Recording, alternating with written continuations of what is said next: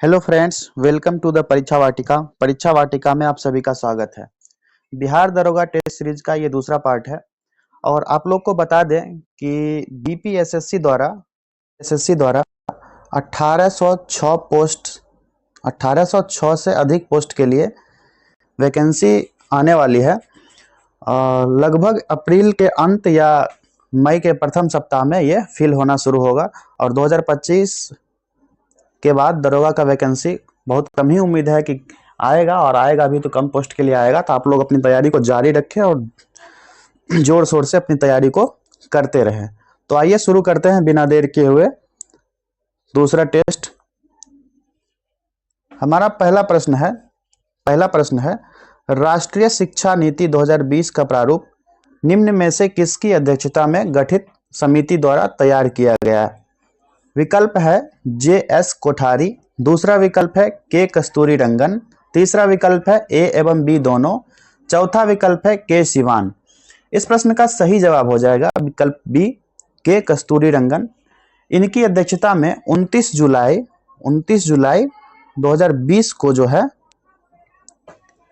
राष्ट्रीय शिक्षा नीति की घोषणा की गई, और यह शिक्षा नीति जो है 1986 की शिक्षा नीति के स्थान पर इसमें संशोधन किया गया, जिसमें जो शिक्षा का प्रारूप फॉर्मेट रखा गया है उसका फॉर्मेट है 5+3+3+4।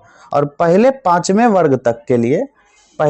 पांचवें कक्षा तक के लिए शिक्षा जो दिया जाएगा वो मातृभाषा में दिया जाएगा। कौन सी? मातृभाषा में। ठीक है, अगला प्रश्न देखते हैं। अंतरराष्ट्रीय योग दिवस हर वर्ष मनाया जाता है। विकल्प है 21 जून को, दूसरा विकल्प है 20 जून को, तीसरा विकल्प है 18 जून को और चौथा विकल्प है 11 जून को। इस प्रश्न का सही जवाब हो जाएगा विकल्प ए, 21 जून को जो है अंतरराष्ट्रीय योग दिवस मनाया जाता है। और आप लोग को बता दें कि यह अंतरराष्ट्रीय योग दिवस है, इसके लिए माननीय प्रधानमंत्री जी ने इसका जो थीम रखा है वो है एक पृथ्वी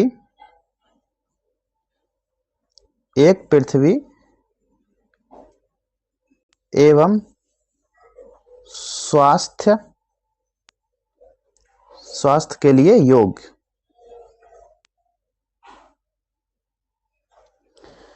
अंतरराष्ट्रीय योग दिवस 2025 का जो थीम है एक पृथ्वी एवं स्वास्थ्य के लिए योग। इस बार जो 2025 का योग दिवस मनाया जाएगा 21 जून को, उसका ये थीम है। और यूएन ने भारत सरकार के अनुरोध पर 2015 से प्रति वर्ष 21 जून को योग दिवस मनाने की घोषणा की है। और इतिहास में चले जाए तो योग दर्शन के जनक जो है पतंजलि हैं, और पतंजलि योगपीठ केंद्र हरिद्वार में स्थित है। ये सब आप लोग ध्यान रखेंगे। अगला प्रश्न देखते हैं। प्रथम भारतीय साम्राज्य स्थापित किया गया था। विकल्प है कनिष्क द्वारा, हर्ष द्वारा, चंद्रगुप्त मौर्य द्वारा और चौथा विकल्प है समुद्रगुप्त द्वारा। इस प्रश्न का सही जवाब हो जाएगा विकल्प सी, चंद्रगुप्त मौर्य द्वारा। चंद्रगुप्त मौर्य जो थे जैन धर्म के गुरु भद्रबाहु जो थे, जैन धर्म की जो दीक्षा है इनसे ही लिया था इन्होंने, चंद्रगुप्त मौर्य ने। और चंद्रगुप्त मौर्य और घनानंद के बीच युद्ध का उल्लेख जो है मुद्रा राक्षस नाटक में मिलता है। ठीक है, और चंद्रगुप्त मौर्य को जो है भारत का मुक्तिदाता भी कहा जाता है। अब इतना जान लिए तो कनिष्क के बारे में जान लेते हैं। कनिष्क जो है, कनिष्क ने शक संवत चलाया था। शक संवत कब चलाया था? 78 AD में। ठीक है, और समुद्रगुप्त भी जो है वीणा बजाने में निपुण थे। समुद्रगुप्त जो थे वीणा बजाने में निपुण थे। अगला प्रश्न देखते हैं। बाल गंगाधर तिलक द्वारा राष्ट्रीयता को बढ़ावा देने हेतु अखबार निकाला जाता था। विकल्प है युगांतर, देशभक्ति, केसरी और चौथा विकल्प है क्रांति। इस प्रश्न का सही जवाब हो जाएगा विकल्प सी, केसरी। बाल गंगाधर तिलक द्वारा मराठी में यह केसरी समाचार पत्र निकाला जाता था, और बाल गंगाधर तिलक ने अंग्रेजी भाषा में मराठा समाचार पत्र निकाला था। और 1916 के लखनऊ कांग्रेस अधिवेशन में इन्होंने नारा दिया था स्वराज मेरा जन्मसिद्ध अधिकार है और मैं उसे लेकर रहूंगा। स्वराज मेरा जन्मसिद्ध अधिकार है, बाल गंगाधर तिलक के द्वारा ये दिया गया था। और गंगाधर तिलक ने गीता रहस्य नामक पुस्तक की रचना भी की थी। कौन सा? गीता रहस्य। ओके, अगला प्रश्न देखते हैं। त्रिपुरी संकट की समाप्ति के बाद कांग्रेस का अध्यक्ष किसे बनाया गया? विकल्प है जवाहरलाल नेहरू, पट्टाभी सीतारमैया, तीसरा विकल्प है राजेंद्र प्रसाद और चौथा विकल्प है सरदार पटेल। इस प्रश्न का सही जवाब हो जाएगा विकल्प सी, राजेंद्र प्रसाद को। अगला प्रश्न देखते हैं। आजाद हिंद फौज का प्रथम सेनापति था। विकल्प है मोहन सिंह, प्रीतम सिंह, सुभाष चंद्र बोस, शाहनवाज खान। तो इस प्रश्न का सही जवाब हो जाएगा विकल्प ए, मोहन सिंह। मोहन सिंह जो थे आजाद हिंद फौज के प्रथम सेनापति थे। अगला प्रश्न देखते हैं। विधवा पुनर्विवाह अधिनियम किसके कार्यकाल में क्रियान्वित किया गया? विकल्प है lord Dalhousie, lord Canning, sir Henry Hardinge और चौथा विकल्प है लॉर्ड लॉरेंस।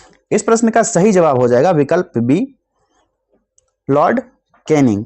और 1856 में जो है ये एक्ट लाया गया और ईश्वर चंद्र विद्यासागर के प्रयास में 1856 में यह लाया गया था। और लॉर्ड कैनिंग जो था भारत का प्रथम वायसराय था और 1861 में इंडियन काउंसिल एक्ट पारित हुआ था। 1861 में। ये सब जानकारी भी आप लोग इकट्ठा करते रहिए, एग्जाम में काम आएगा। अगला प्रश्न देखते हैं। ये गणित का प्रश्न है। आप लोग को बताया गया था कि गणित और रीजनिंग का प्रश्न जो है एक सेपरेट वीडियो में, जितना भी प्रैक्टिस सेट है अलग अलग बुक का, उसका एक सेपरेट वीडियो बना करके 100-150 क्वेश्चन या जितने भी क्वेश्चन है उसको अलग से लाएंगे। इसलिए अगला प्रश्न देखते हैं हम लोग। कर्म का सिद्धांत है। विकल्प है न्याय से, मीमांसा से, वेदांत से, वैशेषिक से। इस प्रश्न का सही जवाब हो जाएगा कर्म का सिद्धांत जो है मीमांसा से संबंधित है। ठीक है, तो दर्शन जो है उसके प्रवर्तक जो है, इसके बारे में आप लोग भी ध्यान रखिएगा। आप लोग की जानकारी के लिए बता दें, सांख्य दर्शन जो है उसके प्रवर्तक कपिल मुनि थे। न्याय दर्शन जो है, न्याय दर्शन के प्रवर्तक महर्षि गौतम थे। योग दर्शन के पतंजलि थे और वैशेषिक दर्शन के कणाद मुनि थे। और पूर्व मीमांसा के दो भाग हुए, पूर्व मीमांसा और उत्तर मीमांसा। तो पूर्व मीमांसा दर्शन जो है उसके जो प्रवर्तक थे महर्षि जैमिनी थे और उत्तर मीमांसा के प्रवर्तक बादरायण थे। स्यायवाद दर्शन का प्रवर्तक महावीर थे और लोकायत दर्शन का जो प्रवर्तक हैं वो चार्वाक थे। अगला प्रश्न देखते हैं। ऋतुएं क्यों होती हैं? विकल्प है पहला, पृथ्वी के अपने अक्ष पर घूर्णन के कारण। दूसरा विकल्प है पृथ्वी के सूर्य के चारों ओर परिभ्रमण के कारण। तीसरा विकल्प है पृथ्वी के अक्ष के झुकाव के कारण और चौथा विकल्प है पृथ्वी की आकृति के कारण। तो इस प्रश्न का सही जवाब हो जाएगा पृथ्वी के सूर्य के चारों ओर परिभ्रमण के कारण ये ऋतुएं होती हैं। और पृथ्वी को सूर्य की एक परिक्रमा पूरा करने में लगभग 365 दिन 5 घंटे, कितना 365 दिन 5 घंटा 48 मिनट और 46 सेकेंड लगता है। कितना 46 सेकेंड। 365 दिन 5 घंटा 48 मिनट 46 सेकेंड पृथ्वी को सूर्य की परिक्रमा पूरा करने में लगता है। और सूर्य के चतुर्दिक पृथ्वी की एक परिक्रमा पृथ्वी की वार्षिक गति या परिक्रमण कहते हैं उसको। ठीक है, और पृथ्वी को सूर्य की एक परिक्रमा करने में लगे समय को सौर वर्ष कहा जाता है। ये जो परिक्रमा करने में जो समय लगा है इसको क्या कहते हैं? सौर वर्ष। ठीक है, और पृथ्वी की इस गति को क्या कहते हैं? घूर्णन या दैनिक गति। और घूर्णन गति के कारण क्या होता है? दिन और रात भी होते हैं। ठीक है, ऋतुओं क्यों होती है ये आपको ऑप्शन दिया गया था। पृथ्वी के सूर्य के चारों ओर परिभ्रमण के कारण कभी क्वेश्चन पूछ देगा कि दिन और रात क्यों होते हैं, तो घूर्णन गति के कारण दिन और रात होते हैं। अगला प्रश्न देखते हैं। ग्रीनविच किस देश में अवस्थित है? विकल्प है यूएसए, यूके, हॉलैंड, भारत। इस प्रश्न का सही जवाब हो जाएगा दूसरा विकल्प यूके, यूनाइटेड किंगडम। ब्रिटेन में जो है जीएमटी लंदन के पास से गुजरता है ये ग्रीनविच टाइम। और विश्व को जो है 24 समय जोनल में 24 टाइम जोन में बांटा गया है और इन सभी जोनों के बीच जो है 1 घंटा का अंतर पाया जाता है। ठीक है, भारत का टाइम जोन क्या है आप लोग कमेंट कीजिएगा। ग्रीनविच टाइम से भारत का टाइम जोन कितना घंटे अधिक है आप लोग कमेंट कीजिए। अगला प्रश्न देखते हैं, निम्न तत्वों में से कौन से भूप्रकृति में क्रमशः अधिकतम और निम्नतम मात्रा में पाए जाते हैं? पहला विकल्प है ऑक्सीजन और सिलिका, दूसरा विकल्प है कैल्शियम और सोडियम, तीसरा विकल्प है सोडियम और मैग्नीशियम, चौथा और अंतिम विकल्प है ऑक्सीजन और मैग्नीशियम। इस प्रश्न का सही जवाब हो जाएगा विकल्प डी, ऑक्सीजन और मैग्नीशियम। ये जो है भूप्रकृति में क्रमशः अधिकतम और न्यूनतम मात्रा में पाए जाते हैं। ठीक है, और भूप्रकृति पर ऑक्सीजन के बाद सर्वाधिक मात्रा में सिलिका जो है, ऑक्सीजन के बाद O2 के बाद सिलिका जो है 27.72% मात्रा में सबसे अधिक में पाया जाता है। और भूप्रकृति पर एल्युमिनियम की मात्रा कितना है? 8.13%, 8.13% एल्युमिनियम की मात्रा है। ठीक है, और भूप्रकृति पर सबसे अधिक से कम के रूप में अगर जो कभी आए क्वेश्चन, इसको भी देख लेंगे, कर लेंगे। आपको बता दें ऑक्सीजन सबसे अधिक मात्रा में, उसके बाद सिलिका, उसके बाद एल्युमिनियम, उसके बाद लोहा, उसके बाद कैल्शियम, उसके बाद सोडियम, उसके बाद पोटासियम और उसके बाद मैग्नीशियम। ये हमारा क्रम हो जाएगा सबसे अधिक से सबसे कम के रूप में। पृथ्वी पर यह तत्व जो है सबसे अधिक से कम के क्रम में ये दिया गया है, सबसे कम मैग्नीशियम। अगला प्रश्न देखते हैं, ये गणित का प्रश्न है, इसको सेपरेट वीडियो में देख लेंगे। उसका अगला प्रश्न देखते हैं, दादर और नगर हवेली भारत में निम्न में से किन राज्यों के बीच स्थित है? विकल्प है आंध्र प्रदेश व मध्य प्रदेश, दूसरा विकल्प है गुजरात व मध्य प्रदेश, तीसरा विकल्प है मध्य प्रदेश व गुजरात और चौथा विकल्प है गुजरात व महाराष्ट्र। इस प्रश्न का सही जवाब है विकल्प डी, दादर और नागर हवेली जो है भारत के गुजरात एवं महाराष्ट्र राज्यों के बीच में स्थित है। और इसको 11 दादर नागर हवेली को जो है 11 अगस्त 1961 में स्थापित किया गया था। इस्टेब्लिश्ड ईयर कौन सा है? 11 अगस्त 1961। और दादर नागर हवेली के प्रमुख प्रशासक कहलाता है और केंद्र शासित प्रदेश के संवैधानिक प्रमुख इसका जो है राष्ट्रपति होता है, क्योंकि ये केंद्र शासित प्रदेश है दादर नागर हवेली। कितने केंद्र शासित प्रदेश हैं अभी वर्तमान में आप लोग कमेंट कीजिए, और कितने राज्य हैं आप लोग कमेंट कीजिएगा। आप लोग की जानकारी के लिए बता दें कि दादर नागर हवेली और दमन द्वीप को ये मर्ज किया गया था। कब मर्ज किया गया था? 26 जनवरी 2020 को मर्ज कर दिया गया। और इसकी राजधानी जो बनाई गई है वो दमन बनाई गई है। दादर और नागर हवेली और दमन और द्वीप को मिला करके केंद्र शासित प्रदेश बना दिया गया। कब बना दिया गया? 26 जनवरी 2020 को, और इसकी राजधानी जो है दमन बनाया गया। अगला प्रश्न देखते हैं, सुमेलित कीजिए। क्या सुमेल करना है देखते हैं। प्रश्न है, बहुउद्देशीय परियोजनाओं को नदियों से मिलाना है। इडुक्की जो है ये किस नदी किनारे है? पेरियार नदी के किनारे। माता टीला जो है ये बेतवा नदी के किनारे है। नागार्जुन सागर जो है ये कृष्णा नदी के किनारे है। और पोचामपाद है गोदावरी नदी के किनारे। इसके अकॉर्डिंग हमारा जवाब हो जाएगा विकल्प 4, 1, 3, 2।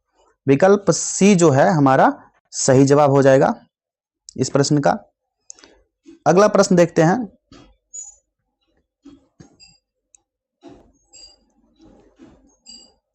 स्थानांतरणशील कृषि के संदर्भ में सत्य कथनों की पहचान करें।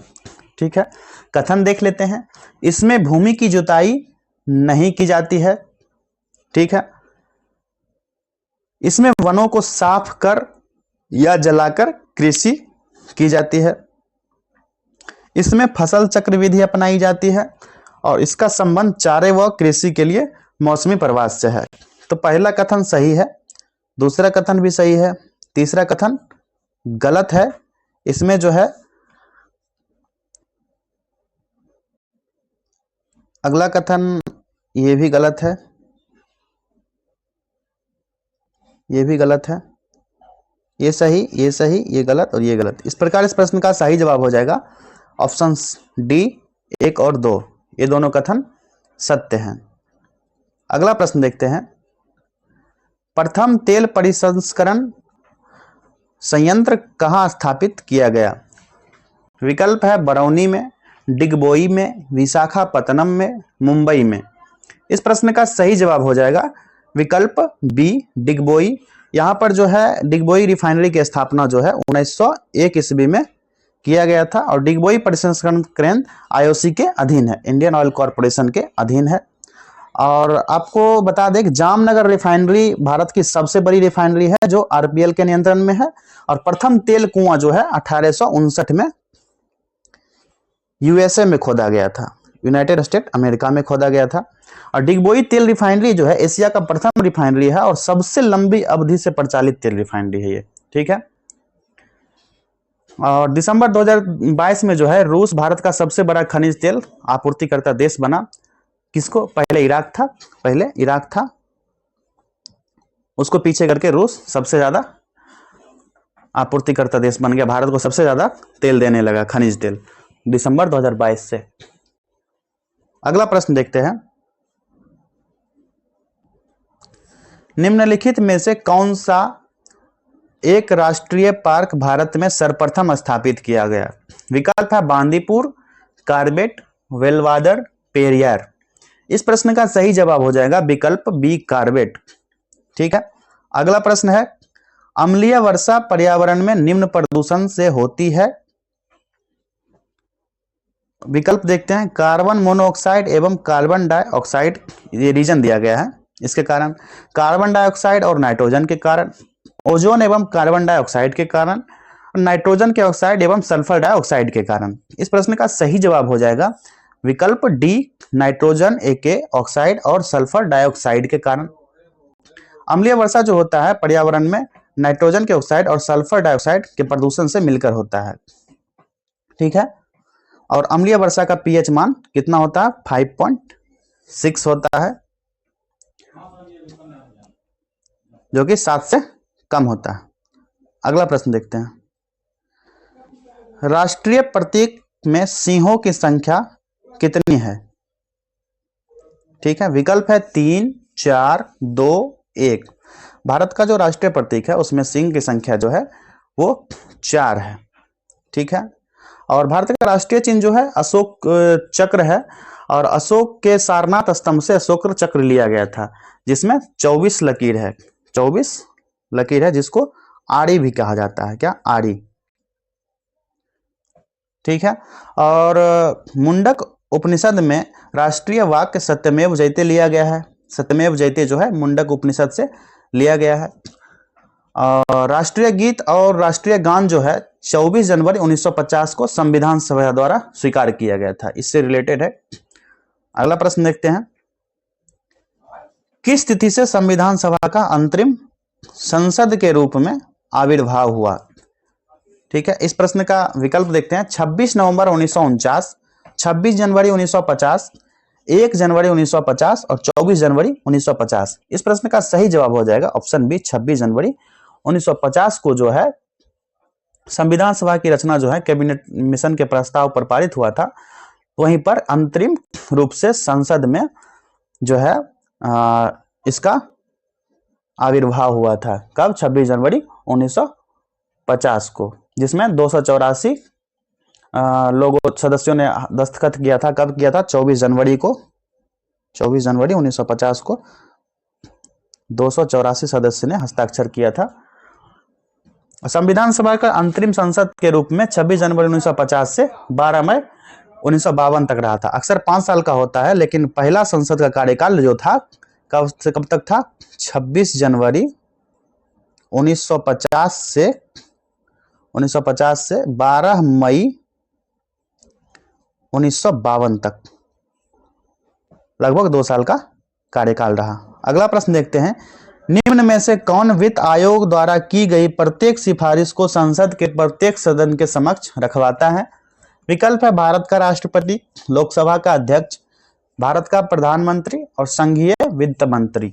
इस प्रश्न का सही जवाब हो जाएगा ऑप्शन ए, भारत का राष्ट्रपति। भारत का राष्ट्रपति जो है वित्त आयोग द्वारा की गई प्रत्येक सिफारिश को संसद के प्रत्येक सदन के समक्ष रखता है और आर्टिकल 281 अनुच्छेद 281 के अंतर्गत वित्त आयोग की सिफारिश पर सदन में ये प्रस्ताव रखवाते हैं।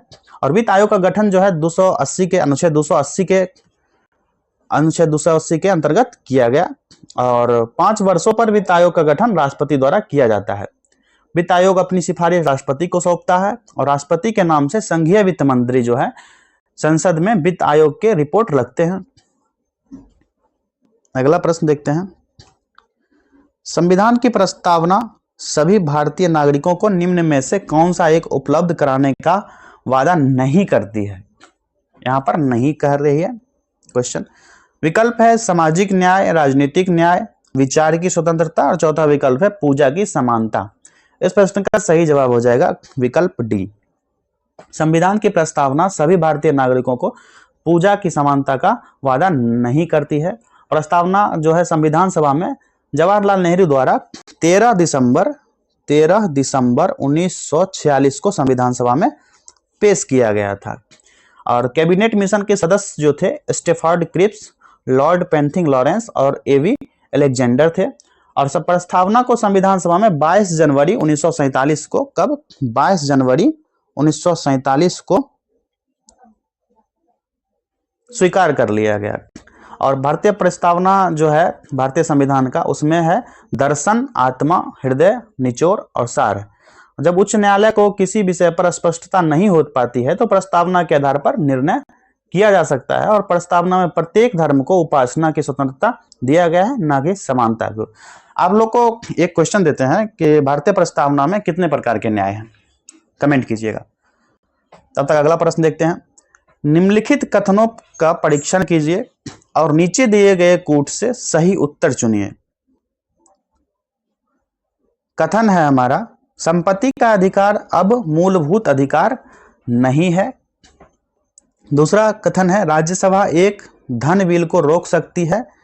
तीसरा कथन है, भारतीय संविधान के प्रस्तावना में 42वें संविधान संशोधन द्वारा धर्मनिरपेक्ष, समाजवाद तथा अखंडता को जोड़ा गया। चौथा कथन है, संसद के दोनों सदनों में कोई विवाद लोकसभा अध्यक्ष की व्यवस्था द्वारा सुलझाया जा सकता है। इस प्रश्न का सही जवाब खोजते हैं। पहला विकल्प जो है संपत्ति का अधिकार अब मूलभूत अधिकार नहीं है, बिल्कुल सही है। इसको संपत्ति के अधिकार को हटा दिया गया है। दूसरा कथन क्या है, राज्यसभा एक धन बिल को रोक सकती है, ये कथन गलत है, इसको सिर्फ 14 दिन के लिए रोक सकती है।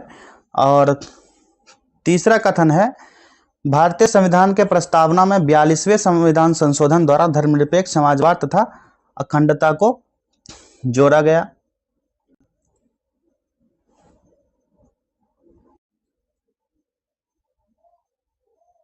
ये कथन भी सही है। संसद के दोनों सदनों में कोई विवाद लोकसभा अध्यक्ष की व्यवस्था द्वारा सुलझाया जा सकता है, ये कथन भी गलत है। इस प्रकार इस प्रश्न का सही जवाब हो जाएगा विकल्प बी 1 और 3। अगला प्रश्न देखते हैं। राष्ट्रपति शासन घोषित किया जा सकता है। विकल्प चेक करते हैं। पहला विकल्प है केंद्रीय मंत्रिमंडल की लिखित सलाह पर। दूसरा विकल्प है संबंधित राज्य के राज्यपाल की मौखिक अनुशंसा पर। तीसरा विकल्प है राज्यपाल के लिखित सिफारिश पर राष्ट्रपति इस बात से सहमत हो कि राज्य का शासन संविधान के उपबंधों के अनुसार नहीं चल रहा है।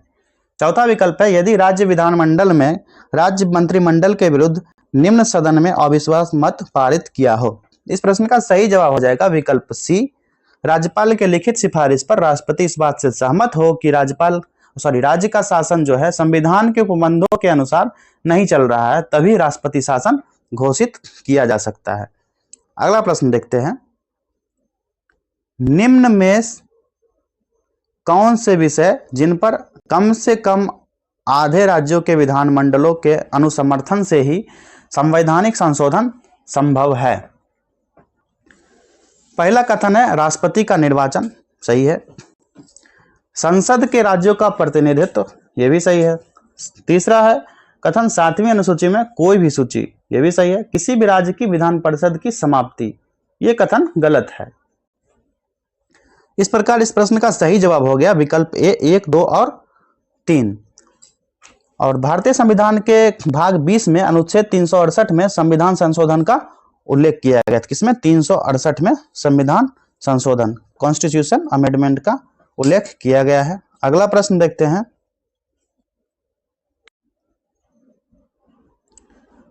ध्यानाकर्षण सूचना यानी कॉलिंग अटेंशन के प्रावधान ने निम्नलिखित में से किसके क्षेत्र को सीमित किया है?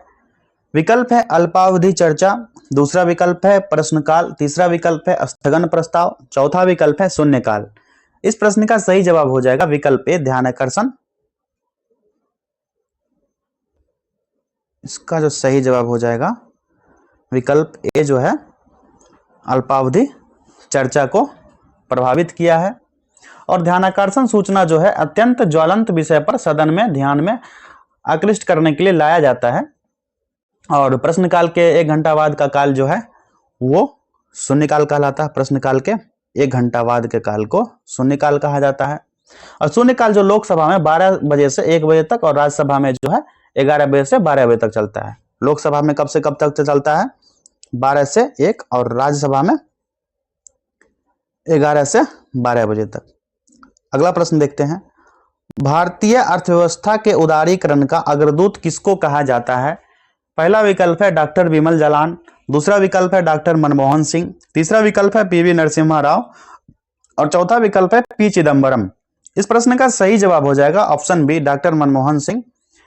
डॉक्टर मनमोहन सिंह को ही उदारीकरण का अग्रदूत माना जाता है और मनमोहन सिंह को मुख्य आर्थिक सलाहकार और आरबीआई के गवर्नर पद पर भी ये जो है रहे हैं। 1991 में मनमोहन सिंह भारतीय गवर्नमेंट में, भारत सरकार में वित्त मंत्री भी बने थे, फाइनेंस मिनिस्टर बने थे। और 24 जुलाई 1991 को वित्त मंत्री द्वारा उदारीकरण की घोषणा की गई थी। ये वित्त मंत्री द्वारा जो है अर्थव्यवस्था का उदारीकरण कब हुआ था? 24 जुलाई 1991 में। ठीक, अगला प्रश्न देखते हैं। ये गणित का है, एक सेपरेट वीडियो में देखेंगे। अगला प्रश्न है नीति आयोग के संरचना के संबंधित सत्य कथनों पर विचार कीजिए। पहला कथन है गवर्निंग काउंसिल के सदस्य सभी मुख्यमंत्री केंद्र शासित प्रदेशों के उपराज्यपाल या प्रशासक होते हैं। ठीक है। और दूसरा विकल्प है, दूसरा कथन है नीति आयोग के पदेन सदस्य 7 केंद्रीय मंत्री होते हैं। तो ये गलत कथन है। इस प्रकार इस प्रश्न का सही जवाब हो जाएगा विकल्प बी, केवल एक पहला कथन सही है। नीति आयोग की संरचना जो है उसके संबंध में सत्य यह है कि गवर्निंग काउंसिल के सदस्य सभी मुख्यमंत्री केंद्र शासित प्रदेश के उपराज्यपाल शासक होते हैं और नीति आयोग के अधिकतम 4 पदेन केंद्रीय मंत्री सदस्य होते हैं। नीति आयोग का अध्यक्ष जो होता है, पदेन होता है, वो प्राइम मिनिस्टर होते हैं। पदेन अध्यक्ष होता है नीति आयोग का। और आयोग के जो योजना आयोग है उसके स्थान पर नीति आयोग की स्थापना जो है 1 जनवरी 2015 में किया गया था। योजना आयोग के स्थान पर इसको लाया गया था। नीति आयोग का उपाध्यक्ष जो होता है कैबिनेट का दर्जा उसको प्राप्त होता है, जो उपाध्यक्ष होता है नीति आयोग का। अगला प्रश्न देखते हैं। ये गणित का है, आगे देखेंगे सेपरेट वीडियो में। भारत में बहुराष्ट्रीय कंपनियों का प्रोत्साहन देना, बढ़ावा देना है। विकल्प है निजीकरण नीति को, वैश्वीकरण नीति को, उदारीकरण नीति को, उपरोक्त सभी नीतियों को। इस प्रश्न का सही जवाब हो जाएगा विकल्प डी, उपरोक्त सभी नीतियों को। बहुराष्ट्रीय कंपनी को जो प्रोत्साहन है जो है निजीकरण नीति, वैश्वीकरण नीति, उदारीकरण नीति, तीनों को मिलाकर के प्रोत्साहन दिया जाता है। अगला प्रश्न देखते हैं। भारतीय रुपया पूर्णतः परिवर्तनीय है।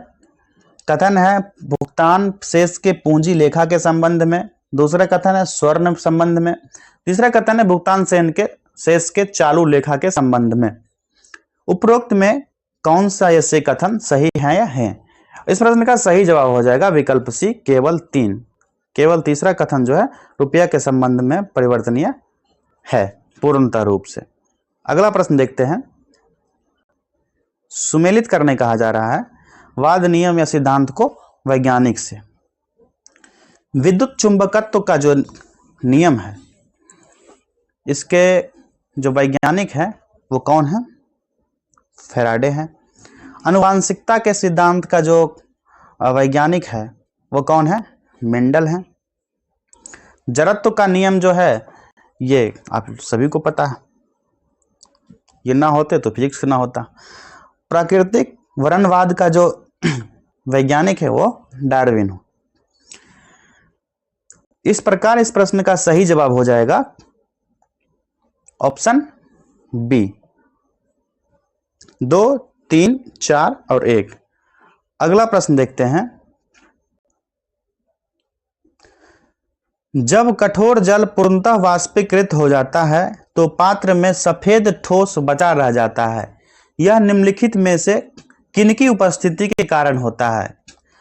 पहला कथन है कैल्शियम और मैग्नीशियम के कार्बोनेट के कारण। दूसरा है कैल्शियम और मैग्नीशियम के सल्फेट के कारण। तीसरा है कैल्शियम और मैग्नीशियम के क्लोराइड के कारण। कूट दिया गया है। पहला 1 और 2, दूसरा 1 और 2, 1 और 3, तीसरा है केवल 3 और चौथा कथन ऑप्शन है ये सभी। इस प्रकार इस प्रश्न का सही जवाब हो जाएगा ये सभी, यानी तीनों। जब कठोर जल जो है पूर्णतः वाष्पीकृत हो जाता है तो पात्र में सफेद ठोस बचा रह जाता है। यह इन तीनों के कारण होता है। और जल एक सर्वात्रिक विलायक है और कठोर जल का उपयोग जो है कपड़ा धोने या बॉयलर्स में नहीं किया जाता है। अस्थायी कठोरता को दूर करने के लिए सोडियम कार्बोनेट, कैलगन अथवा जियोलाइट मिलाकर मृदु जल बनाया जाता है। और इसका जो यौगिक है आप लोग कमेंट कीजिएगा, ठीक है। 2 यौगिक हैं, बता देते हैं आपको, और ये आप कमेंट कीजिएगा, दोनों यौगिक। अगला प्रश्न है कैप्सूल का आवरण बना होता है। विकल्प है प्रोटीन का, अंडे के छिलके का, सेलुलोज का, स्टार्च का। इस प्रश्न का सही जवाब हो जाएगा ऑप्शन डी, स्टार्च। कैप्सूल का जो आवरण जो है स्टार्च का बना होता है और स्टार्च एक प्राकृतिक बहुलक है और इसमें पॉलीसैकेराइड होता है, जिसका सूत्र होता है, पॉलीसैकेराइड का सूत्र आप लोग को बता दें, C6H10O5 नाइट्रोजन। कार्कसुबेरिन नामक रासायनिक पदार्थ से यह बनता है और बोतलों में लगाए जाने वाला कार्कक्यूरस सुबर जो होता है नमक पौधे से प्राप्त होता है। किससे? नमक पौधे से। अब प्रोटीन में नाइट्रोजन पाया जाता है, प्रोटीन में नाइट्रोजन पाया जाता है। और कोशिका भित्ति का सेलुलोज जो होता है, सेलुलोज जो होता है कोशिका भित्ति का बना होता है, ठीक है। इस प्रकार इस प्रश्न का कुल मिलाकर के जवाब हो गया विकल्प डी, स्टार्च का कैप्सूल का आवरण जो है स्टार्च से बना होता है। अगला प्रश्न देखते हैं। वैद्युत अपघटन में ऑक्सीकरण होता है। विकल्प है कैथोड पर, दूसरा विकल्प है एनोड पर, तीसरा विकल्प है कैथोड व एनोड दोनों पर और चौथा विकल्प है किसी पर नहीं। इस प्रश्न का सही जवाब हो गया विकल्प बी, एनोड पर बना होता है। वैद्युत अपघटन में ऑक्सीकरण एनोड पर होता है, ठीक है। अगला प्रश्न देखते हैं। एथिलीन अणु की आकृति होती है। विकल्प है एक रैखिक चतुष्फलीय, तीसरा विकल्प है समतल त्रिकोणीय और चौथा विकल्प है अष्टफलकीय। इस प्रश्न का सही जवाब हो जाएगा विकल्प सी, समतल त्रिकोणीय बना होता है। एथिलीन एकमात्र हार्मोन है जो गैसीय रूप में पाया जाता है और एथिलीन हार्मोन जो है फल को पकाने में मदद करता है और यह मादा पुष्पों की संख्या में वृद्धि करता है और साइटोकिनिन कोशिका जो है विभाजन के लिए आवश्यक है, ठीक है। अगला प्रश्न देखते हैं। भारत का पहला रिमोट सेंसिंग सैटेलाइट छोड़ा गया था। विकल्प है बैंकानूर से, केप कैनेडी से, तीसरा विकल्प है फ्रेंच गुयाना से, चौथा विकल्प है श्रीहरिकोटा से। इस प्रश्न का सही जवाब हो जाएगा विकल्प ए, बैंकानूर से। भारत का पहला जो रिमोट सेंसिंग सैटेलाइट है बैंकानूर से छोड़ा गया था और ये कब छोड़ा गया था? 17 मार्च 1988 में बैंकानूर से छोड़ा गया था। इसमें प्रक्षेपण यान जो था बोस्तोक था। क्या नाम था उसका? बोस्तोक प्रक्षेपण यान से ये छोड़ा गया था। इसके द्वारा छोड़ा गया उपग्रह का नाम था IRS-1A। क्या नाम था? IRS-1A। ठीक है। और भारत का प्रथम उपग्रह जो है कॉस्मोस प्रक्षेपयान बेंकानूर से 19 अप्रैल 1975 को छोड़ा गया था, जो दूर संवेदी उपग्रह दूर से बिना छुपे हुए जानकारी सूचना उपलब्ध करता है। अगला प्रश्न देखते हैं। निम्नलिखित में से कौन सा एक वह प्रोग्राम है जो उच्च स्तर भाषा को मशीन में बदलता है? विकल्प है योजक लिंकर, समुच्चायक असेंबलर, तीसरा विकल्प है निर्वचित्र इंटरप्रेटर, चौथा विकल्प है संकलक कंपाइलर। इस प्रश्न का सही जवाब हो जाएगा विकल्प डी संकलक। संकलक कंपाइलर जो है, कंपाइलर जो वो प्रोग्राम है जो उच्च स्तर भाषा को मशीन भाषा में बदलता है, और असेंबलर प्रोग्राम जो है असेंबली भाषा में लिखे गए प्रोग्राम का अनुवाद मशीनी भाषा में करता है।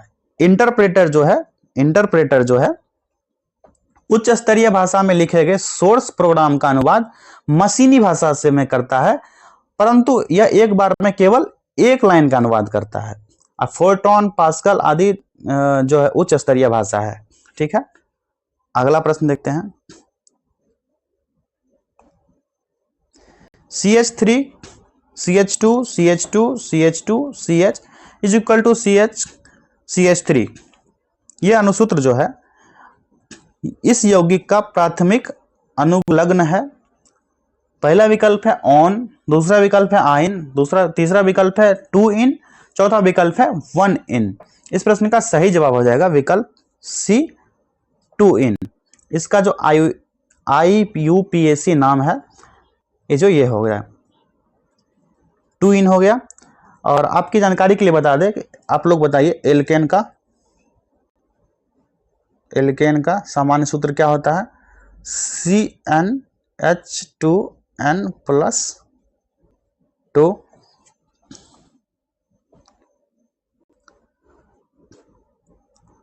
एल्काइन का इसका सामान्य सूत्र आप लोग कमेंट कीजिए। और एल्केन जो है संतृप्त हाइड्रोकार्बन है, एल्कीन और एल्काइन जो असंतृप्त हाइड्रोकार्बन है। ठीक है। अगला प्रश्न देखते हैं। रडार का प्रयोग किया जाता है। पहला विकल्प है प्रकाश तरंगों द्वारा वस्तुओं का पता लगाने के लिए, दूसरा विकल्प है ध्वनि तरंगों को परावर्तित करके वस्तुओं का पता लगाने के लिए, तीसरा विकल्प है रेडियो तरंगों द्वारा वस्तुओं की उपस्थिति अथवा अवस्थिति ज्ञात करने के लिए, चौथा विकल्प है वर्षा वाले बादलों का पीछा करने के लिए। इस प्रश्न का सही जवाब हो जाएगा विकल्प सी रेडियो तरंगों द्वारा वस्तुओं की उपस्थिति अथवा अवस्थिति ज्ञात करने के लिए रडार का उपयोग किया जाता है। रडार का पूरा नाम क्या है? रडार का पूरा नाम है radio detection and ranging. Radar का पूरा नाम है। रडार द्वारा जो है रेडियो तरंगों की सहायता से आकाशगामी वायुयान की स्थिति और दूरी का पता लगाया जाता है। ठीक है। और लेजर तरंग जो है एक वर्णी होता है, और लेजर का निर्माण जो है थियोडर मैमन ने किया था। इस प्रकार कुल मिलाकर इस प्रश्न का सही जवाब हो गया विकल्प सी रेडियो तरंगों द्वारा वस्तुओं की उपस्थिति अथवा अवस्थिति ज्ञात करने के लिए रडार का उपयोग किया जाता है। अगला प्रश्न देखते हैं। निम्नलिखित में से कौन सा तत्व मनुष्य में प्राकृतिक रूप में नहीं होता है? विकल्प है तांबा, जस्ता, आयोडीन, सीसा। इस प्रश्न का सही जवाब हो जाएगा विकल्प डी सीसा। सीसा का तत्व जो है मनुष्य में प्राकृतिक रूप में नहीं पाया जाता है, और सीसा शरीर के लिए हानिकारक है।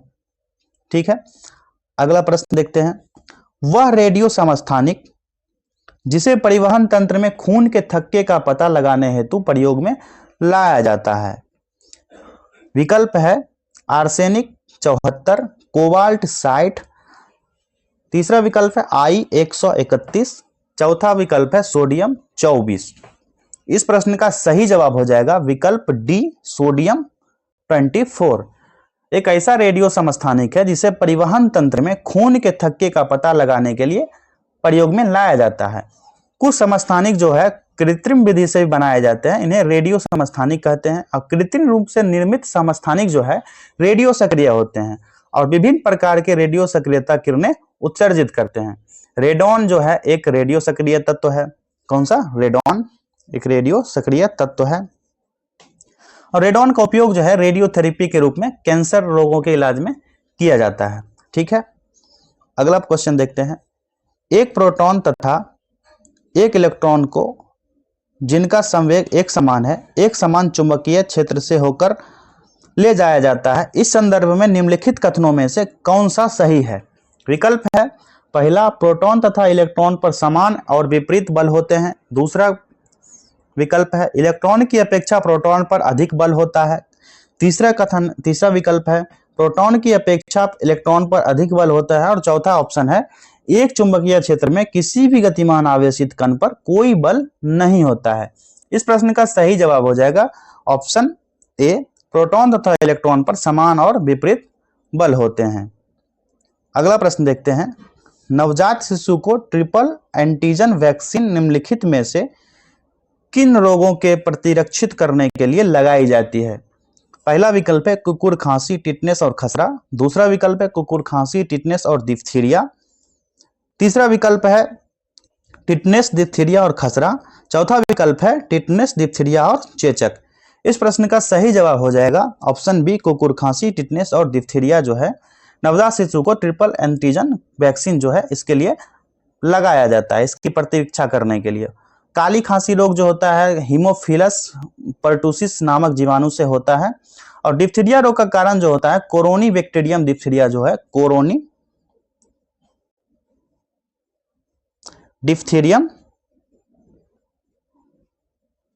बैक्टीरिया के कारण होता है।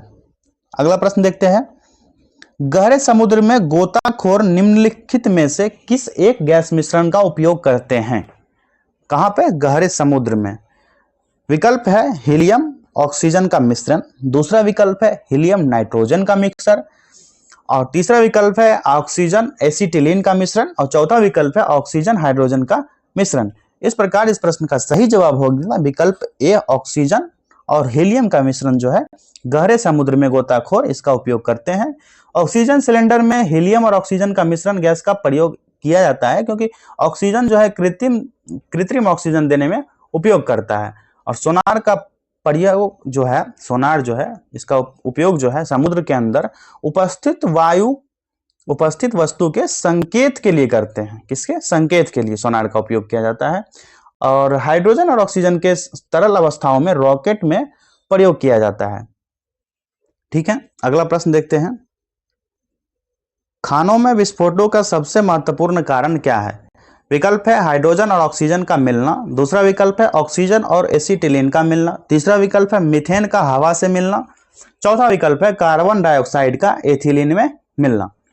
इस प्रकार इस प्रश्न का सही जवाब हो जाएगा विकल्प सी, मीथेन का हवा में मिलना। ठीक है, अगला प्रश्न देखते हैं। भारहीनता में जल को किस विधि द्वारा गर्म किया जाता है? विकल्प है विकिरण विधि। दूसरा है विकल्प चालन विधि। तीसरा ऑप्शन है संवहन। चौथा है विकल्प सभी विधियों द्वारा। इस प्रश्न का सही जवाब हो जाएगा पहला, विकिरण द्वारा। भारहीनता में जल को विकिरण विधि द्वारा गर्म किया जाता है क्योंकि भारहीनता की स्थिति में गुरुत्वीय त्वरण का मान शून्य हो जाता है। क्या हो जाता है? शून्य हो जाता है। और द्रव एवं गैस की समान स्थिति में संवहन विधि जो है इसके द्वारा गर्म किया जाता है। भारहीनता में वस्तु का आभासी भार क्या हो जाता है? शून्य हो जाता है।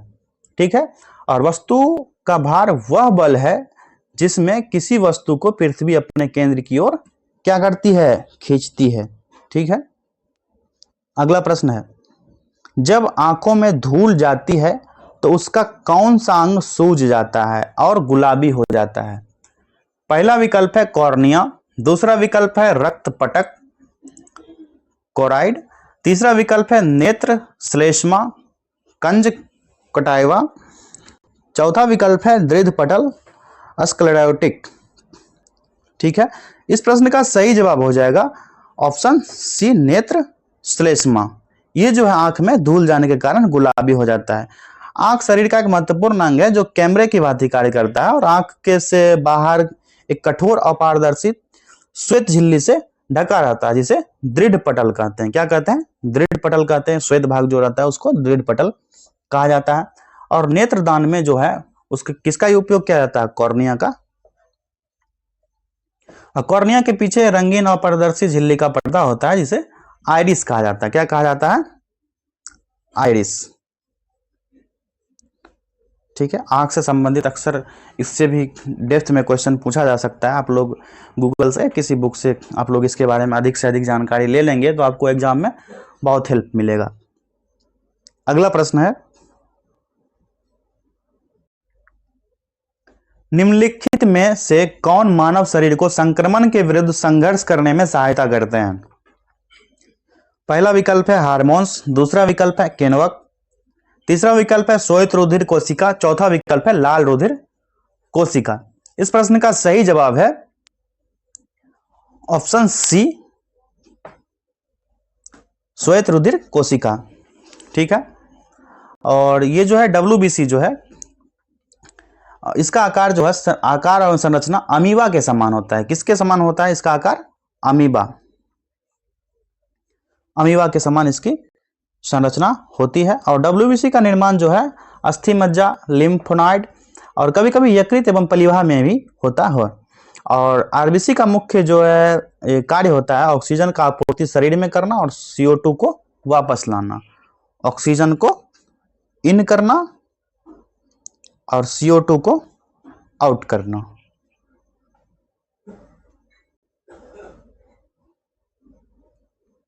अगला प्रश्न देखते हैं, त्वचा का रंग निर्धारित करने वाले वर्णिक मेलेनिन से संबंधित, कौन सा वर्णिक? मेलेनिन से संबंध में निम्न में से कौन से कथन सत्य हैं? कथन है पहला, यह एपिडर्मिस की सबसे बाहरी परत में पाया जाता है। दूसरा कथन है, यह परावैंगनी प्रकाश के अपारदर्शक होता है। तीसरा कथन है, यह त्वचा की यांत्रिक क्षति एवं जीवाणुओं के आक्रमण को रोकने में सहायक होता है। तो कथन को पहले चेक कर लेते हैं कौन कौन सा कथन सही है, कौन सा कथन गलत है। यह एपिडर्मिस की सबसे बाहरी परत में पाया जाता है, यह कथन गलत है। ठीक है, दूसरा कथन है, यह परावैंगनी प्रकाश के लिए अपारदर्शक होता है, यह कथन सही है। और तीसरा कथन है, यह त्वचा की यांत्रिक क्षति एवं जीवाणुओं के आक्रमण को रोकने में सहायक होता है, यह भी कथन गलत है। इस प्रकार इस प्रश्न का सही जवाब हो जाएगा केवल 2। कौन सा कथन सत्य पूछ रहा है? केवल दूसरा कथन सत्य है। और त्वचा के रंग निर्धारित करने वाले वर्णक जो है मेलेनिन के संबंध में यह कथन सत्य है कि यह परावैंगनी प्रकाश के लिए अपारदर्शक होता है और मेलेनिन की अधिकता में त्वचा का रंग काला हो जाता है। ठीक है, और बाल का सफेद होना मेलेनिन की कमी के कारण ही होता है। और त्वचा में पाई जाने वाली तैलीय ग्रंथियां एवं श्वेत ग्रंथियां जो है क्रमशः सीबम एवं पसीने का स्रवण करती है। अगला प्रश्न देखते हैं, वास्तविक सूर्योदय से थोड़ा पहले दृश्यमान होता है। विकल्प है वायुमंडलीय परावर्तन, दूसरा विकल्प है वायुमंडलीय परिक्षेपण, तीसरा विकल्प है वायुमंडलीय विवर्तन और चौथा विकल्प है वायुमंडलीय अपवर्तन। इस प्रश्न का सही जवाब हो जाएगा विकल्प डी, वायुमंडलीय अपवर्तन। ठीक है, अगला प्रश्न देखते हैं, निम्नलिखित संस्थानों पर विचार कीजिए।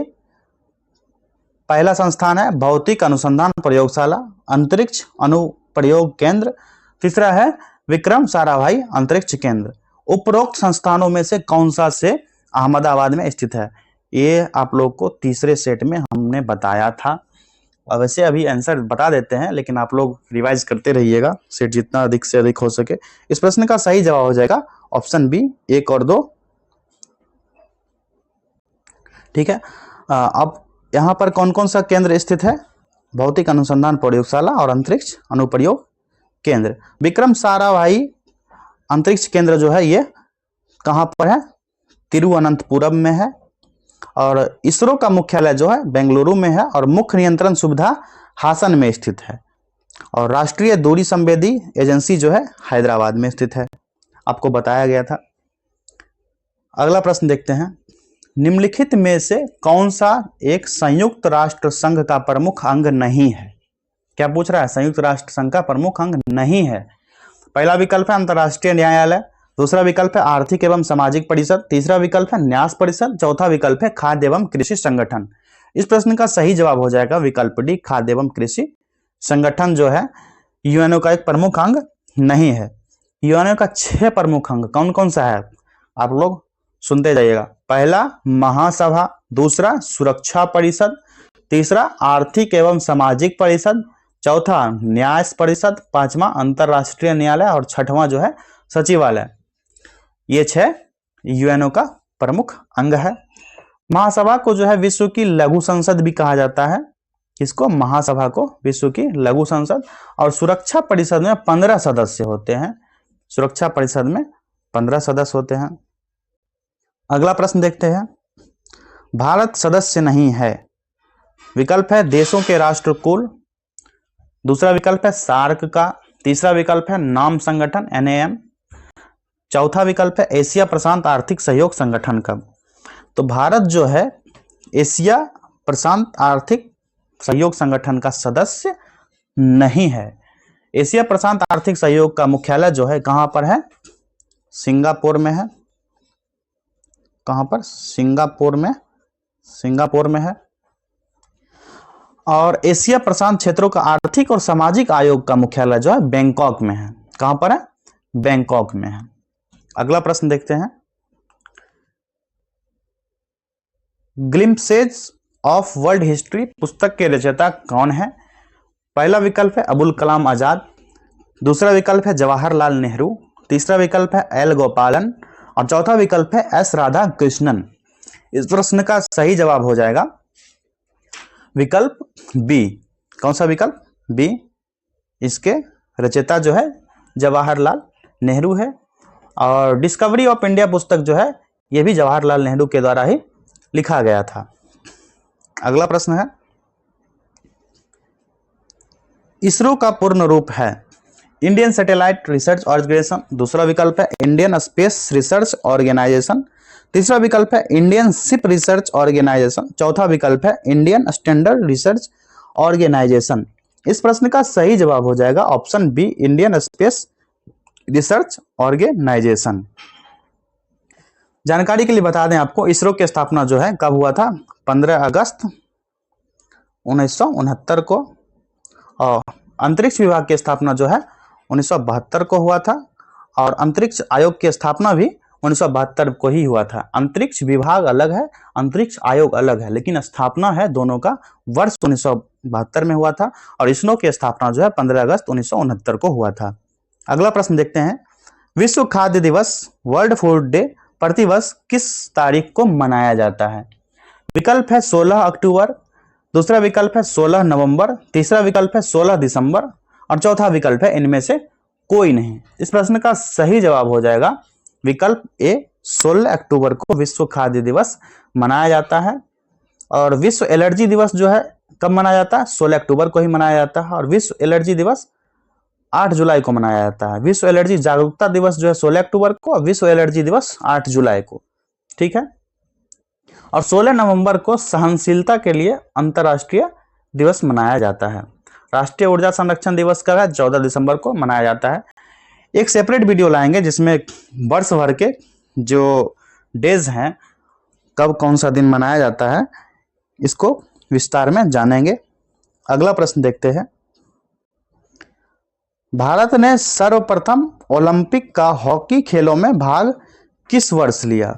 विकल्प है 1924 में पेरिस ओलंपिक, दूसरा विकल्प है 1912 में स्टॉकहोम ओलंपिक, तीसरा विकल्प है 1928 में एम्स्टर्डम ओलंपिक, चौथा विकल्प है 1952 में हेलसिंकी ओलंपिक।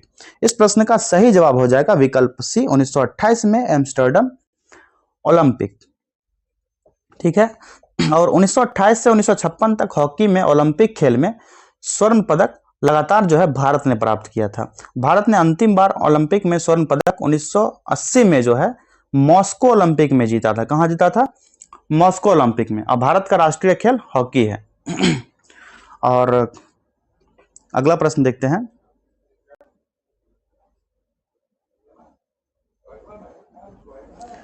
निम्नलिखित में से कौन सा पुरस्कार केवल साहित्य से संबंधित है। पहला विकल्प है पुलित्जर, दूसरा विकल्प है मैग्सेसे, तीसरा विकल्प है भारत रत्न, चौथा विकल्प है ज्ञानपीठ। इस प्रश्न का सही जवाब हो जाएगा विकल्प डी, ज्ञानपीठ। कौन सा, ज्ञानपीठ। ठीक है। अगला प्रश्न देखते हैं।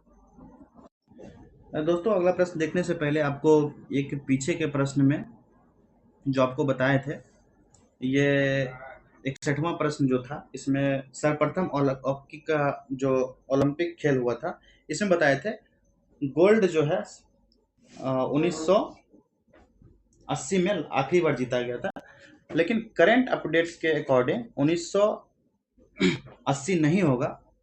आपको बता दें कि 2020 में नीरज चोपड़ा ने भाला फेंककर 87.58 मीटर का भाला फेंककर गोल्ड मेडल प्राप्त किया था। कब? 2020 में। कहां पर हुआ था ये ओलंपिक? Tokyo Olympic. कहां पर हुआ था? Tokyo Olympic. अभिनव बिंद्रा के बाद किसी विश्व चैंपियन स्तर पर एथलेटिक्स में स्वर्ण पदक को जीतने वाले वह दूसरे भारतीय बन गए। ठीक है, अब देखते हैं हमारा अगला प्रश्न। भारत में सूफी संप्रदाय का संस्थापक किसे माना जाता है? सूफी संप्रदाय का संस्थापक किसे माना जाता है? विकल्प है ख्वाजा कुतुबुद्दीन बख्तियार काकी, दूसरा विकल्प है शेख निजामुद्दीन औलिया, तीसरा विकल्प है शेख नसरुद्दीन महमूद और चौथा विकल्प है ख्वाजा मोइनुद्दीन चिश्ती। इस प्रश्न का सही जवाब हो जाएगा विकल्प डी, ख्वाजा मोइनुद्दीन चिश्ती। अगला प्रश्न गणित का है, सेपरेट वीडियो में देखेंगे। भारत में अगला प्रश्न है, भारत में शहरी जनसंख्या का प्रतिशत है 31.16%, दूसरा है 17.5%, तीसरा है 8.6%, चौथा है 16.5%। इस प्रश्न का सही जवाब हो जाएगा विकल्प ए, 31.6%। अगला प्रश्न देखते हैं, डीएनए पॉलीमरेज एंजाइम किसके संश्लेषण में काम आता है?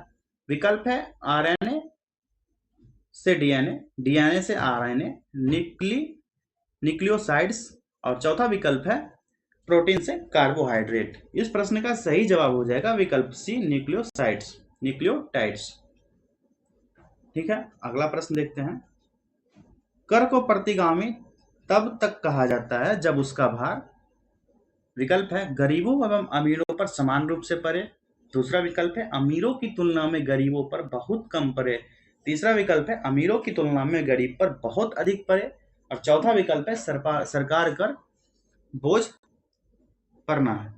इस प्रकार इस प्रश्न का सही जवाब हो जाएगा विकल्प सी, अमीरों की तुलना में गरीब पर बहुत अधिक पड़े क्या? उसका भार, तब कर को प्रतिगामी कहा जाएगा।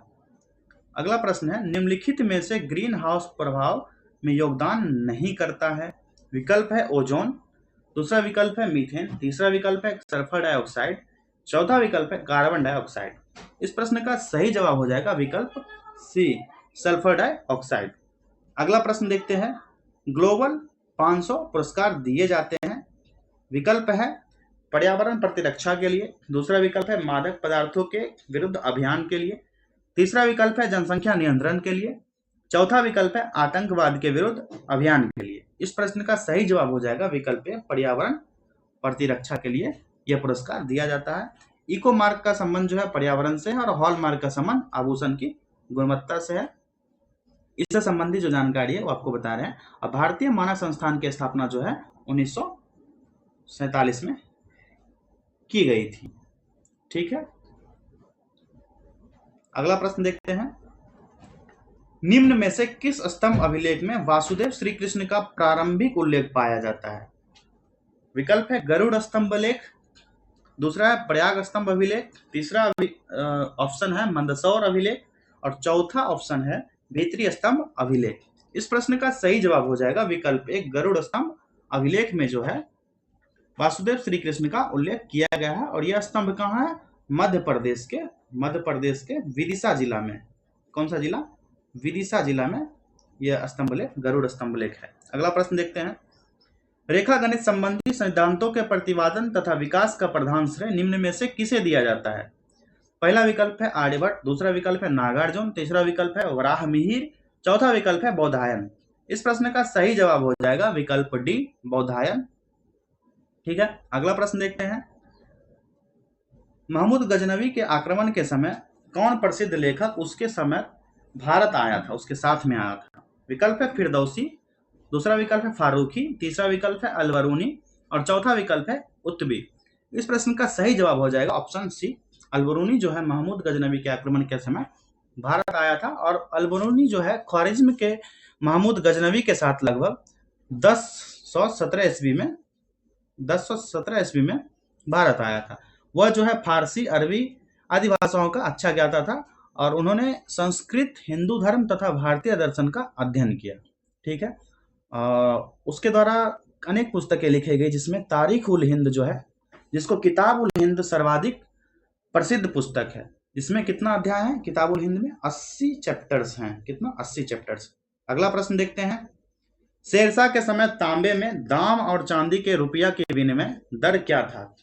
पहला ऑप्शन है 32:1, दूसरा विकल्प है 64:1, तीसरा विकल्प है 16:1 और चौथा विकल्प है 48:1। इस प्रश्न का सही जवाब हो जाएगा ऑप्शन बी, 64:1 जो है शेरशाह के समय तांबे के दाम और चांदी के रुपया का विनिमय दर था। शेरशाह एक अत्यंत विकसित मुद्रा व्यवस्था प्रचलन में लाया था। उसने पुराने घिसे पीटे सिक्कों के स्थान पर एक शुद्ध चांदी का रुपया, जिसका वजन जो था 178 ग्रेन था। कितना? 178 ग्रेन था। और तांबे का जो वजन था 380 ग्रेन था, उसको चलाया था।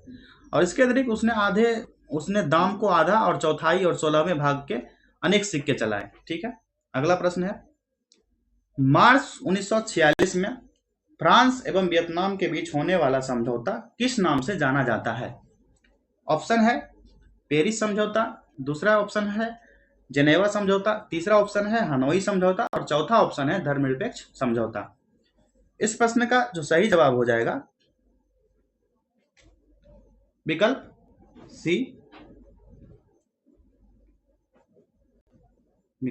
सी, हनोई समझौता।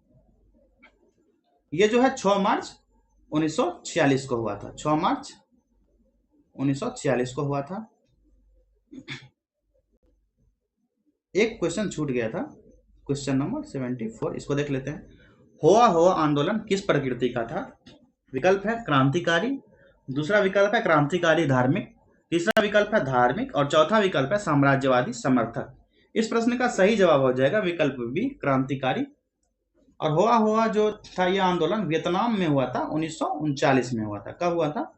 1939 में। इसका नेता जो था फायून फूसो था, फायून फूसो। और क्रांतिकारी उग्रवादी घटनाओं को अंजाम देते रहता था और आत्मदाह तक भी इसमें शामिल होता था। और होआ का धार्मिक दर्शन जो है मेकांग डेल्टा है, जो वियतनाम के मियानी ताई क्षेत्र से उभरा है। यह अनिवार्य रूप से बौद्ध धर्म को मानता है। कौन सा? बौद्ध धर्म को मानने वाला है। अगला प्रश्न है, निम्न में से किसने वर्ष 1921 ईस्वी में रूस में नई आर्थिक नीति को लागू किया था? 1921 में। ऑप्शन है स्टालिन, ट्रॉट्स्की, लेनिन और चौथा विकल्प है प्लेखानोव। इस प्रश्न का सही जवाब हो जाएगा विकल्प सी, लेनिन ने 1921 में रूस की नई आर्थिक नीति को लागू किया था। और लेनिन जो है बोल्शेविक दल का नेता था। कौन सा? बोल्शेविक दल का नेता था। और इसका व्लादिमीर इलिच उल्वानोव जिसका पूरा नाम था, इसका जो जन्म था 22 अप्रैल 1870 को हुआ और मृत्यु हो गया 21 जनवरी 1924 को। 22 अप्रैल 1870 को इसका जन्म हुआ था लेनिन का, 21 जनवरी 1924 को इसका मृत्यु हो गया था।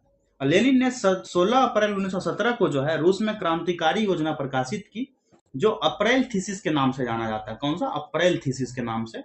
और प्रथम विश्व युद्ध में जब लेनिन का नारा जो था वो उन्होंने दिया था, युद्ध का अंत करो। क्या? युद्ध का अंत करो। और आपकी जानकारी के लिए बता दें, स्टालिन को जो है आधुनिक रूस का निर्माता माना जाता है। ट्रॉट्स्की जो है, स्टालिन जो है आधुनिक रूस का निर्माता है। ट्रॉट्स्की जो है लाल सेना का गठन किया था। और प्लेखानोव जो है इसको रूसी साम्यवाद का जनक कहा जाता है। क्या? रूसी साम्यवाद का जनक। अगला प्रश्न देखते हैं, निम्न में से कौन सी झील तंजानिया और युगांडा के बीच अंतरराष्ट्रीय सीमा बनाती है? झील का नाम विकल्प में देख लेते हैं। विक्टोरिया झील, मालावी झील, चार झील, जाम्बेजी झील। इस प्रश्न का सही जवाब हो जाएगा विकल्प ए, विक्टोरिया झील जो है युगांडा एवं तंजानिया एवं केन्या के बीच अंतरराष्ट्रीय सीमा बनाती है। और विक्टोरिया झील जो है वो सबसे ज्यादा इंपॉर्टेंट है, ये विषुवत रेखा से होकर गुजरती है। कौन सा, विषुवत रेखा से। अब विक्टोरिया झील जो है नील नदी से निकलती है, जो विश्व की सबसे लंबी नदी है। अगला प्रश्न देखते हैं, मौना लोआ एक सक्रिय ज्वालामुखी है, कहाँ का? ऑप्शन है हवाई द्वीप का, दूसरा ऑप्शन है इटली का, तीसरा ऑप्शन है जापान का और चौथा ऑप्शन है अलास्का का। इस प्रश्न का सही जवाब हो जाएगा विकल्प ए, हवाई द्वीप का। ठीक है, हवाई द्वीप जो है ये सक्रिय ज्वालामुखी है, ये किलायू में है। सिसिली का द्वीप जो है वो माउंट एटना में है। लिपारी द्वीप जो है स्ट्रॉम्बली में है और इक्वाडोर का जो द्वीप है वो कोटोपैक्सी में है। अंडमान निकोबार जो द्वीप है बैरन द्वीप में है। ठीक है, अगला प्रश्न देखते हैं, फ्रांस एवं स्पेन के बीच सीमा बनाने वाला पर्वत है, फ्रांस एवं स्पेन के बीच। ऑप्शन है पेरिनीज पर्वत, दूसरा ऑप्शन है जूरा पर्वत, तीसरा ऑप्शन है आल्प्स पर्वत, चौथा ऑप्शन है अल्पाइन पर्वत। इस प्रश्न का सही जवाब हो जाएगा ऑप्शन ए, पेरिनीज पर्वत। ये जो है फ्रांस तथा स्पेन के बीच सीमा बनाने वाला पर्वत है। अगला प्रश्न देखते हैं, खुले नदमुखों से धनसान से संबंधित तट है। ऑप्शन है रिया, दूसरा ऑप्शन है फ्योर्ड, तीसरा ऑप्शन है हैफ, चौथा ऑप्शन है डाल्मेशियन। इस प्रश्न का सही जवाब हो जाएगा विकल्प ए, ये जो है रिया तट है। ठीक है, ये भी आकार की घाटी और ढलुआए किनारे वाली होती है। कौन सा? भी आकार की घाटी वाली होती है। ठीक, अगला प्रश्न देखते हैं, सामाजिक विकास की 3 अवस्थाओं का सिद्धांत मूलतः किसने प्रतिपादित किया था? विकल्प है पहला कार्ल मार्क्स, दूसरा विकल्प है ऑगस्टस कॉम्टे, तीसरा विकल्प है टॉलकट पार्सन्स और चौथा विकल्प है हर्बर्ट स्पेंसर। इस प्रश्न का सही जवाब हो जाएगा ऑप्शन बी, ऑगस्टस कॉम्टे। अगला प्रश्न देखते हैं, सामाजिक स्थिरता और सामाजिक गतिकी का सिद्धांत किसके द्वारा प्रस्तुत किया गया? ऑप्शन है Karl Marx, Augustus Comte, Talcott Parsons, चौथा विकल्प है हर्बर्ट स्पेंसर। इस प्रश्न का सही जवाब हो जाएगा विकल्प बी, ऑगस्टस कॉम्टे। अगला प्रश्न है, निम्न वर्ग संस्कृति किसका एक उदाहरण है? विकल्प है प्रभुत्व संस्कृति, दूसरा विकल्प है उप संस्कृति, तीसरा विकल्प है परिसंस्कृति और चौथा विकल्प है प्रति संस्कृति। इस प्रश्न का सही जवाब हो गया ऑप्शन बी, उप संस्कृति। अगला प्रश्न देखते हैं, 2 जुलाई 2023 को महाराष्ट्र के नए उप मुख्यमंत्री के रूप में किसने शपथ ली है? विकल्प है शरद पवार, संजय राउत, अजित पवार, आदित्य ठाकरे। इस प्रश्न का सही जवाब हो जाएगा विकल्प सी, अजित पवार 2 जुलाई 2023 को महाराष्ट्र के नए उप मुख्यमंत्री के रूप में शपथ लिया था। और अभी अजित पवार जो है एनपीसी के नेता है, एनसीपी के नेता है, जिसे वित्त योजना मंत्रालय दिया गया है। राष्ट्रवादी कांग्रेस पार्टी है, इसका संस्थापक जो है, इसका संस्थापक शरद पवार ही हैं, शरद पवार। ठीक, अगला प्रश्न है, जुलाई 2023 के राष्ट्रीय उपभोक्ता विवाद निवारण आयोग का अध्यक्ष किसे नियुक्त किया गया है? विकल्प है अजय अग्रवाल, दीपक कुमार मिश्रा, रमेश सिन्हा, एसपी शाही। इस प्रश्न का सही जवाब हो जाएगा विकल्प डी, एपी शाही। अगला प्रश्न है, ग्लोबल पीस इंडेक्स 2023 में दुनिया का सबसे शांतिपूर्ण देश किसे घोषित किया गया? ऑप्शन है पहला Iceland, option B New Zealand, option C Ireland, option D Denmark. इस प्रश्न का सही जवाब है विकल्प A, Iceland. Global peace index 2023 में दुनिया का सबसे शांतिपूर्ण के रूप में आइसलैंड को घोषित किया गया। इस सूचकांक में कुल 163 देश का भागीदारी होता है, जिसमें भारत का रैंकिंग जो था 126वां था। भारत का रैंकिंग भी जान लेते हैं, 126वां, और पहला था आइसलैंड। अगला प्रश्न देखते हैं, उबिनास ज्वालामुखी में विस्फोट के कारण किस देश ने आपातकाल की घोषणा की है? पहला विकल्प है चिली, दूसरा पेरू, तीसरा बोलीविया, चौथा विकल्प है इक्वाडोर। इस प्रश्न का सही जवाब हो जाएगा ऑप्शन बी, पेरू जो है विस्फोट के कारण आपातकाल की यहाँ पर घोषणा की गई थी। भारत के बाहर पहला आईआईटी परिसर किस देश में स्थापित किया जाएगा? विकल्प है केन्या, दक्षिण अफ्रीका, तंजानिया, मिस्र। इस प्रश्न का सही जवाब हो जाएगा विकल्प सी, तंजानिया। यहाँ पर पहला आईआईटी परिसर भारत से बाहर स्थापित किया जाएगा और तंजानिया में आईआईटी मद्रास के नए परिसर की स्थापना की जाएगी। कौन सा? आईआईटी मद्रास का दूसरा पार्ट। ठीक, अगला प्रश्न देखते हैं, AIFF men's footballer players of the year 2022-23 किसे नामित किया गया है? विकल्प है लालिया नजुआला चांगते, दूसरा विकल्प है रवि दहिया, तीसरा विकल्प है दीपक कुमार, चौथा विकल्प है सुनील छेत्री। इस प्रश्न का सही जवाब हो जाएगा पहला विकल्प ए, लालियान जुआला चांगते। ठीक है, और ये women's footballer player of the year 2022-23 में मनीषा कल्याण को घोषित किया गया था। वुमेन्स में मनीषा कल्याण को और पुरुष वाले में लालियान जुआला चांगते को। ठीक है, अगला प्रश्न देखते हैं। नई दिल्ली में भारत 6G अलायंस किसने लॉन्च किया है? विकल्प है अमित शाह, अश्वनी वैष्णव, एस जयशंकर, नरेंद्र मोदी। इस प्रश्न का सही जवाब है विकल्प बी, अश्विनी वैष्णव ने नई दिल्ली में भारत 6G अलायंस का लॉन्च किया है। यह अलायंस जो है तकनीकी आवश्यकताओं से ऊपर उठकर 6G तकनीक की व्यावसायिक और सामाजिक जरूरतों को समझने की कोशिश करेगा। अगला प्रश्न है, संघाई सहयोग संगठन के 23वें शिखर सम्मेलन का आयोजन किस देश की अध्यक्षता में हुआ था? विकल्प है चीन, रूस, पाकिस्तान, भारत। इस प्रश्न का सही जवाब हो जाएगा विकल्प डी, भारत की अध्यक्षता में। अगला प्रश्न है, 17-18 अगस्त 2023 को पारंपरिक औषधि वैश्विक शिखर सम्मेलन का आयोजन कहां किया गया? विकल्प है भोपाल, लखनऊ, गांधीनगर, नई दिल्ली। इस प्रश्न का सही जवाब हो जाएगा विकल्प सी, गांधीनगर। कहां पर? गांधीनगर में यह शिखर सम्मेलन का आयोजन किया गया। और यह शिखर सम्मेलन जो है WHO द्वारा भारत सरकार की सह मेजबानी में आयोजित हुआ था, यानी वर्ल्ड हेल्थ ऑर्गेनाइजेशन के मेजबानी में किया गया था, भारत की सह मेजबानी के तहत। अगला प्रश्न है, जून 2023 में भारत ने किस देश को स्वदेश निर्मित मिसाइल कॉर्वेट INS कृपान उपहार में दिया है? विकल्प है भूटान, श्रीलंका, वियतनाम, बांग्लादेश। इस प्रश्न का सही जवाब हो जाएगा विकल्प सी, वियतनाम। विकल्प सी, वियतनाम। और इसका जो मिसाइल जो है INS कृपान जो है, कौन सा? INS कृपान है। और INS कृपान खुखड़ी श्रेणी की तीसरी स्वदेश निर्मित मिसाइल कॉर्वेट है। ठीक है, अगला प्रश्न है, किस एजेंसी द्वारा मई 2023 में 8 राज्यों के ऑपरेशन ध्वस्त का संचालन किया गया? पहला विकल्प है NIA, दूसरा विकल्प है SPG, तीसरा विकल्प है CBI, चौथा विकल्प है NSG। इस प्रश्न का सही जवाब हो जाएगा विकल्प A, NIA। अगला प्रश्न देखते हैं, युगे युगीन भारत राष्ट्रीय संग्रहालय किस राज्य केंद्र शासित प्रदेश में स्थापित किया जाएगा? पहला विकल्प है लद्दाख, दूसरा विकल्प है पुदुचेरी, तीसरा विकल्प है नई दिल्ली, चौथा विकल्प है राजस्थान। इस प्रश्न का सही जवाब हो जाएगा विकल्प सी, नई दिल्ली। अगला प्रश्न देखते हैं, जगन्नानुक चेबुदम कार्यक्रम किस राज्य में चलाया गया है? विकल्प है आंध्र प्रदेश, तेलंगाना, तमिलनाडु, और चौथा विकल्प है ओडिशा। इस प्रश्न का सही जवाब हो जाएगा विकल्प ए, आंध्र प्रदेश। अगला प्रश्न देखते हैं, 3D printed super alloy GRX 810 किस देश ने विकसित किया है? पहला विकल्प है भारत, दूसरा विकल्प है चीन, तीसरा विकल्प है रूस, और चौथा विकल्प है अमेरिका। इस प्रश्न का सही जवाब हो जाएगा ऑप्शन डी, अमेरिका। अगला प्रश्न देखते हैं, किस भारत राज्य ने डॉक्टर भीमराव अंबेडकर पुरस्कार की घोषणा की है? विकल्प है ओडिशा, महाराष्ट्र, तेलंगाना, और चौथा विकल्प छत्तीसगढ़। इस प्रश्न का सही जवाब हो जाएगा विकल्प सी, तेलंगाना द्वारा डॉक्टर भीमराव अंबेडकर पुरस्कार की घोषणा की गई। तेलंगाना सरकार ने इस पुरस्कार हेतु 51 करोड़ जो है फंडिंग की घोषणा की है।